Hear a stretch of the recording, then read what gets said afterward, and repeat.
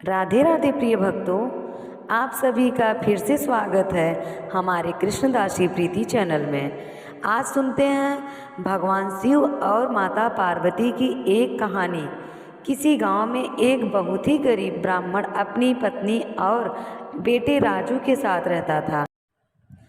उस ब्राह्मण को जो भी भिक्षा मिलती या पूजा पाठ करके जो भी मिलता कमाता, उससे वह अपने परिवार का भरण पोषण करता था।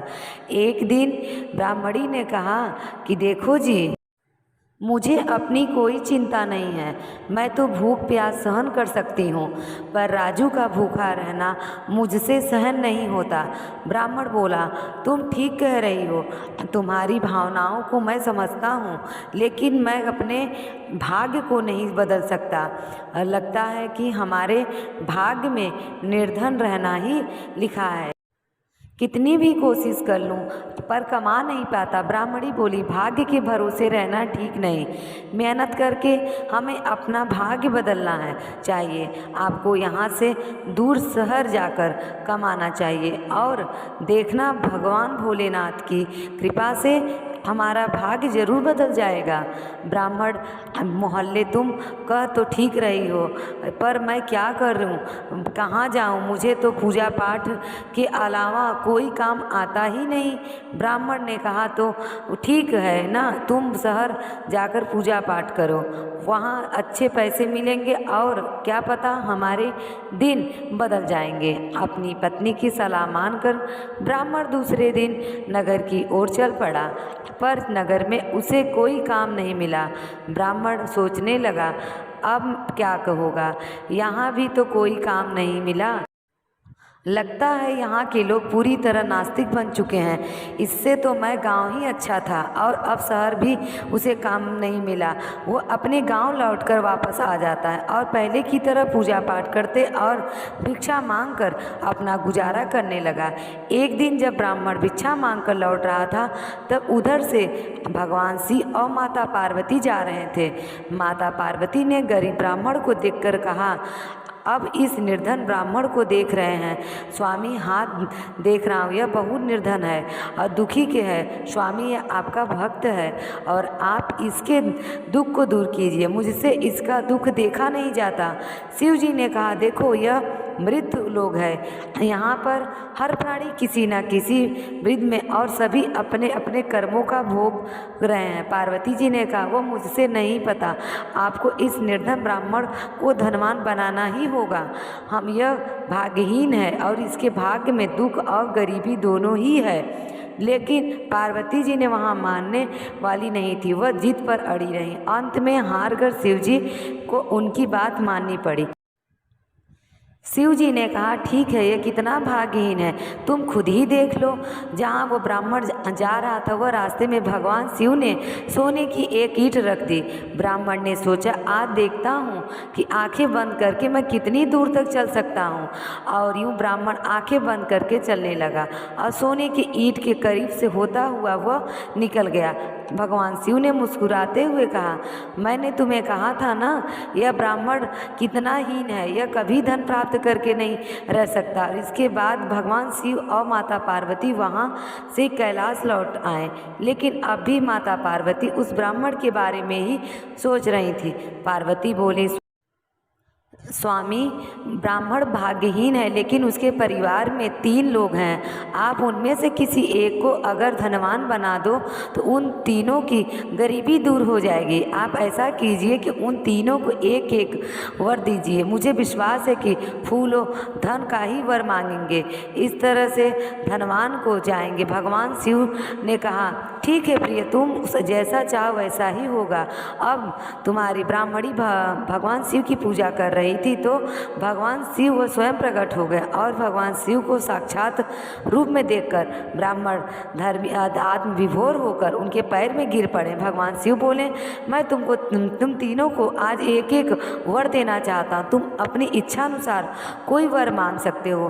भगवान शिव ऐसा कहते हैं। ब्राह्मण बहुत उतावली होकर बोली, प्रभु पहले मुझे वर्दी ढक। भगवान शिव को ने कहा, मांगो क्या वर चाहिए?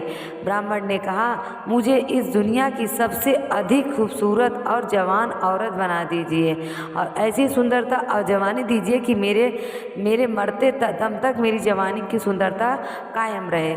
भगवान शिव मुस्कुरा कर बोले तथास्तु, और अगले ही पल ब्राह्मणी एक जवान और सुंदर औरत के रूप में बदल गई। उसकी सुंदरता जैसा कोई और नहीं था। उसी ब्राह्मण समय एक जमींदार का पुत्र घोड़े पर जा रहा था और उस सुंदर औरत को देखकर वह उस पर मुग्ध हो गया और उसने शादी करने के लिए वह उसे अपने घोड़े पर जबरदस्ती उठा ले गया। यह देखकर ब्राह्मण रोने लगा, प्रभु मेरी पत्नी कहाँ चली गई, अब क्या होगा। भगवान शिव ब्राह्मण को सांत्वना देते हुए बोले, तुम रो मत, तुम भी मुझ पर कोई श्रेष्ठ वर मांग लो मुझसे। तो वो ब्राह्मण ने बोला, मांगेंगे, वो तुमसे तुरंत मिल जाएगा। ब्राह्मण ने कहा, मुझे तो बस यही चाहिए कि मेरी पत्नी अभी के अभी मेरे घर वापस आ जाए, सिवा उसके मुझे कुछ ना चाहिए। भगवान ने मुस्कुराते हुए कहा तथास्तु, और तभी ब्राह्मणी वहाँ आ गई। अपनी पत्नी को देखकर ब्राह्मण बहुत खुश हो गया। अब भगवान शिव ने उनके पुत्र से पूछा कि तुम बताओ तुम्हें क्या चाहिए। उनके पुत्र ने बहुत सोचा और बोला, भगवान मुझे और कुछ नहीं चाहिए, मुझे बस यही चाहिए कि मैं मेरी माँ पहले जैसी हो जाए, जैसा दोबारा हो। भगवान शिव बोले तथास्तु, और अगले ही पल ब्राह्मण जैसा पहले ही हो गया और वहाँ वो कहकर तथास्तु कहकर गरीब रह गए। भगवान शिव भी वहाँ से चले गए। उन सभी को मूर्खता पार्वती जी देख रही थी और यह सब देखकर बहुत निराश हुई, लेकिन वह उनकी गरीबी दूर नहीं कर सकती। दो भाग्य का लिखा हुआ बदल नहीं सकता और भाग्य हमारे कर्मों से बनता है, इसीलिए हमेशा अच्छे कर्म करने चाहिए। सावन सोमवार का कथा दूसरा, आइए सुनते हैं। सावन मास की भोलेनाथ और माता पार्वती की एक बहुत सुंदर कहानी लेकर आए हैं। एक समय की बात है, सावन का महीना था।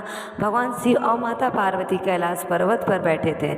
माता पार्वती ने धरती पर देखा कि कोई शिवलिंग पर दूध चढ़ाता रहा, तो कोई शिवलिंग पर चढ़ रहा है, तो कोई दूर दूर से गंगा जल लाकर शिवलिंग पर चढ़ा रहा था। तब माता पार्वती ने बोले ना सिर्फ पूछा, प्रभु पृथ्वी पर का सभी मनुष्य आप पर इतना दूध और जल आदि अर्पित कर रहे हैं, इसका इन्हें क्या फल प्राप्त होगा। तब भोलेनाथ बोले, पार्वती जी सावन मास में मुझे जल अर्पित करके इतना महत्व है कि जो मुझे जल अर्पित करेगा वह स्वर्ग की प्राप्ति करेगा। और यह सुन माता पार्वती से रहा नहीं गया। उन्होंने फिर पूछा, प्रभु तो क्या यह लाखों करोड़ों लोग जो जल अर्पित कर रहे हैं, यह सब स्वर्ग को प्राप्त करेंगे। तो प्रभु बोले, पार्वती तन से स्नान कराने से ज़्यादा महत्व है मन से स्नान कराने का। तब माता पार्वती बोली, प्रभु यह कैसे पता चलेगा कि कौन मन से स्नान करा रहा है। और तब भोलेनाथ बोले, यह भक्तों के मन से पता चल जाता है। तब भगवान शिव बोले, चलो पार्वती इसके लिए हम आपको धरती पर ले चलते हैं, वहीं इसकी जिज्ञासा शांत हो पाएगी। तब भगवान शिव ने अपने आप को कुरूप या कुष्ठ रोगी बना लिया। माता पार्वती के सुंदर स्त्री का रूप दिया और दोनों शिव मंदिर के बाहर जाकर बैठ गए। वहाँ पहुंचकर जो भी भक्त वहाँ से जाता, माता पार्वती से उससे कहती, मैं बहुत गरीब हूँ, मेरे पति कोढ़ी हैं, मैं इन्हें कंधे पर उठाकर यहाँ तक लाई हूँ। सुना है भोलेनाथ के इस मंदिर की बहुत मान्यता है। यदि इस मंदिर में मैं अपने पति के द्वारा 1 लोटा गंगाजल अर्पित करवा दूँ तो ये ठीक हो जाएंगे, लेकिन मैं बहुत थक गई हूँ। 2-3 दिन से हमने कुछ खाया नहीं है, हमारी कुछ मदद करो। अब जो व्यक्ति इधर से गुजरता कोढ़ी को देखकर मुंह फेर लेता और दूर चला जाता। सुंदर स्त्री को देखकर उसे कहता कि तुम इतनी सुंदर हो और इस कोढ़ी को छोड़ दो और मेरे साथ चलो। ऐसे ही देखते देखते शाम होने लगी और वहाँ एक गरीब मजदूर आया और माता पार्वती से बोला, माता क्या बात है, आप दुखी क्यों हो। माता पार्वती ने सारी बात उस लड़के को कह दी। तब वो लड़का बोला, मेरी माँ ने मुझे 4 रोटी दी थी, पहले आप यह खा लो। कलयुग में आप जैसी स्त्री अपने पति की ऐसी सेवा कर रही है, मैं आपको प्रणाम करता हूँ और मैं आपके पति को अपने कंधे पर ले जाकर भोलेनाथ के दर्शन कराता हूँ। चल अर्पित करवाता हूँ।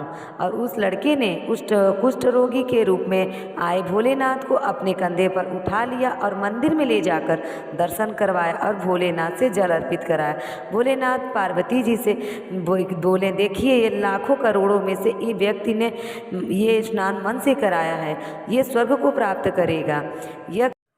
तो ये कहा जाता है कि हमें प्रभु से सच्चे मन से सेवा करना चाहिए।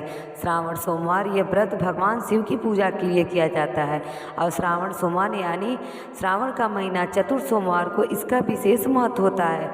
श्रावण मास को भगवान शिव का प्रिय महीना है।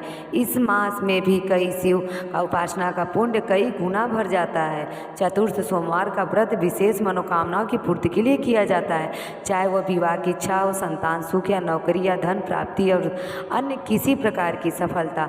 शास्त्रों में उल्लेख है, जो भक्त चतुर्थ सोमवार का व्रत करता है, श्रद्धा से सुनता है उपकथा, उसकी सभी मनोकामना पूर्ण होती है। प्रिय भक्तों, कथा के अंत तक अवश्य सुने, क्योंकि कौन जाने यह चतुर्थ श्रावण सोमवार आपके जीवन की दिशा दोनों बदल दे। चतुर्थ सोमवार व्रत की प्राप्त करने के लिए कमेंट में हर हर महादेव अवश्य लिखें।